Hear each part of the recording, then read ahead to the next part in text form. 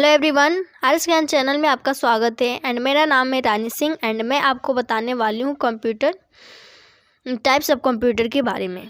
ठीक है कि कंप्यूटर कितने प्रकार के होते हैं। तो कंप्यूटर को तीन भागों में बांटा गया है। कंप्यूटर को तीन भाग में बांटा गया है। एक तो बेस्ड ऑन मैकेनिज्म के आधार पे, और सेकेंड है बेस्ड ऑन पर्पस, और थर्ड है बेस्ड ऑन साइज। तो ये सब के बारे में हम डिटेल से इस वीडियो में जानने वाले हैं। अगर आपको इन कंप्यूटर के बारे में कोई भी कन्फ्यूजन हो तो आप कमेंट करके पूछ सकते हैं। और आप अगर हमारे चैनल पे नए हैं तो चैनल को सब्सक्राइब कीजिए एंड वीडियो को लाइक कीजिए और वीडियो को एंड तक ज़रूर देखिए। ठीक है, तो चलिए मैं स्टार्ट करती हूँ टाइप्स ऑफ कंप्यूटर। तो आपने जाना कंप्यूटर को तीन भागों में बांटा गया है, मैकेनिज्म, पर्पस एंड साइज। तो इसका क्लासिफिकेशन में यहाँ पे करूँगी, क्लासिफिकेशन ऑफ कंप्यूटर्स। फर्स्ट है टाइप्स के आधार पे कंप्यूटर को तीन भाग में बांटा गया है। वो कौन कौन सा है? एनालॉग कंप्यूटर, जैसे आपको यहाँ पे दिख रहा है, analogue computer, digital computer and hybrid computer. ठीक है, अगर हम देखें बाई साइज के आकार के हिसाब से कंप्यूटर को फोर भागों में बांटा गया है। और फोर पार्ट कौन कौन सा है? Micro computer, mini computer and main frame computer और सुपर कंप्यूटर। ठीक है, और लास्ट है पर्पस के बेस पे कंप्यूटर को दो भाग में बांटा गया है, general purpose computer and speed purpose computer. ठीक है, आपने इतना जाना। अब एक एक करके हम इस कंप्यूटर के बारे में डिटेल से जानेंगे कि ये कंप्यूटर यूज कहाँ पे यूज किया जाता है और इसे हम एनालॉग कंप्यूटर क्यों कहते हैं। ठीक है, तो टाइप्स के सबसे पहले हम देखेंगे बाई टाइप्स में तीन कंप्यूटर आते हैं, analogue computer, digital computer, hybrid computer. तो सबसे पहले हम बात करते हैं एनालॉग कंप्यूटर की। ठीक है, तो ये एनालॉग जो कंप्यूटर है वो एक ऐसी मशीन है जो आंकड़ों की एक भौतिक मात्रा, दाब, ताप और लेंथ, हाइट जो है उसको दर्शाता है। ठीक है, यह जो आंकड़ा है वो मापने का काम करता है। ये जो कंप्यूटर है वो मापने का कार्य करता है। यह आंकड़े एक लगातार परिवर्तित होते रहते हैं, ये कंटिन्यू हमेशा ही ये चेंज होते रहते हैं। ठीक है, इस कंप्यूटर की कार्य क्षमता बहुत ही हाई होती है। इनका परिणाम जो है वो हमें ग्राफ के रूप में प्राप्त होता है। एनालॉग कंप्यूटर जो है वो आंकड़े स्टोर नहीं कर सकता। इनका उपयोग तकनीक, विज्ञान, शिक्षा एंड आदि के क्षेत्रों में किया जाता है एनालॉग कंप्यूटर का। ठीक है, सेकंड नंबर है डिजिटल कंप्यूटर। तो डिजिटल कंप्यूटर के बारे में आपको मैं बता दूं कि यह कंप्यूटर जो है वो एनालॉग कंप्यूटर से बिल्कुल ही भिन्न होता है। यह कंप्यूटर जो है वो सूचनाओं को अंकीय रूप से प्रोसेस करता है। ठीक है, उसे ही डिजिटल कंप्यूटर कहा जाता है। डिजिटल कंप्यूटर सूचनाओं की अंक के रूप में दर्शाने के लिए बाइनरी सिस्टम 0 और 1 का इस्तेमाल करता है। ठीक है, किस नंबर का यूज करता है? 0 एंड 1, 0 और 1 का यूज करता है ये। और ये कंप्यूटर गणितीय, मैथमेटिक्स एंड तार्किक कार्य करने में सक्षम होता है। जैसे हम इसका एग्जाम्पल ले तो ये कैलकुलेटर किसका एग्जाम्पल है? डिजिटल कंप्यूटर का। ये एनालॉग कंप्यूटर से अगर हम बात करें तो कंपेयर करें तो एनालॉग कंप्यूटर से कुछ धीमे होता है, बट इसका जो परिणाम है वो बहुत ही करेक्ट एंड शुद्ध निकलता है। ठीक है, डिजिटल कंप्यूटर सूचनाओं को स्टोर कर सकते हैं। डिजिटल कंप्यूटर सूचनाओं को स्टोर कर सकता है, बट अगर वहीं हम एनालॉग कंप्यूटर की बात करें तो एनालॉग कंप्यूटर जो सूचना है उसको स्टोर नहीं कर सकता है।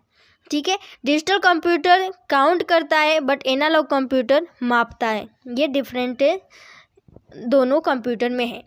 लास्ट ऑप्शन है हाइब्रिड कंप्यूटर। तो हाइब्रिड कंप्यूटर के बारे में हम जानेंगे। तो ये कंप्यूटर एक एनालॉग कंप्यूटर तथा एक डिजिटल कंप्यूटर की विशेषताएं लिए होते हैं। ये हाइब्रिड कंप्यूटर इन दोनों तरह के कंप्यूटर से अधिक तेज और परिणाम भी शुद्ध होते हैं। ठीक है, इन कंप्यूटर में डिजिटल कंप्यूटर एक नियंत्रक तथा अंकीय कार्य करने के लिए होता है और वहीं एनालॉग कंप्यूटर समस्या का सॉल्व करने के लिए होता है। जैसे इन दोनों कंप्यूटर के बारे में मैंने आपको पहले ही बताया। तो इनका जो यूज़ है वो जटिल गणितीय समीकरण, वैज्ञानिक गणनाएं एंड रक्षा आदि के क्षेत्रों में किया जाता है। जैसे फॉर एग्जांपल आप ले सकते हैं पेट्रोल पंप मशीन। ठीक है, और ये जो है वो हाइब्रिड कंप्यूटर का उदाहरण है। अब हम देखेंगे साइज के आधार पे कंप्यूटर को कितने भागों में बांटा गया है। साइज के हिसाब से कंप्यूटर को कितने भागों में बांटा गया है। तो आकार के आधार पे कंप्यूटर को 4 भागों में बांटा गया है। फर्स्ट है micro computer, second mini computer and fourth है मेन फ्रेम कंप्यूटर और थर्ड है मेन फ्रेम कंप्यूटर और फोर्थ क्या है, सुपर कंप्यूटर। तो सबसे पहले एक एक करके हम जान लेते हैं कि माइक्रो कंप्यूटर किसे कहते हैं। तो माइक्रो कंप्यूटर जो है वो बहुत तेज़ी से बढ़ता हुआ तथा व्यापक रूप से इस्तेमाल होने वाला कंप्यूटर है। यह सभी तरह के कंप्यूटर से सस्ता एंड हल्का होता है और आकार में भी काफ़ी ये छोटा होता है।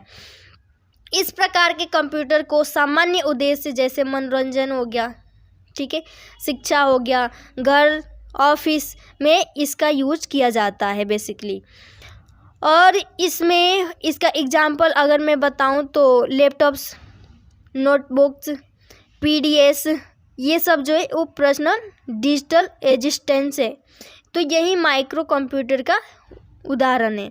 ठीक है, और फिर सेकंड नंबर क्या है, मिनी कंप्यूटर। तो मिनी कंप्यूटर किसे कहते हैं, मिनी कंप्यूटर्स को माइड रेंज कंप्यूटर भी कहा जाता है। इनका इस्तेमाल जो है वो छोटे व्यवसाय तथा व्यावसायिक मीन्स जैसे बिजनेस प्रतिष्ठानों द्वारा किया जाता है। मिनी कंप्यूटर को सिंगल यूजर के लिए विकसित नहीं किया जाता है। इनको एक कंपनी के द्वारा अपने एक विभाग विशेष में किसी कार्य विशेष को करने में इसका यूज किया जाता है, मिनी कंप्यूटर। ओके, थर्ड क्या है, main frame computer. Third number है मेन फ्रेम कंप्यूटर।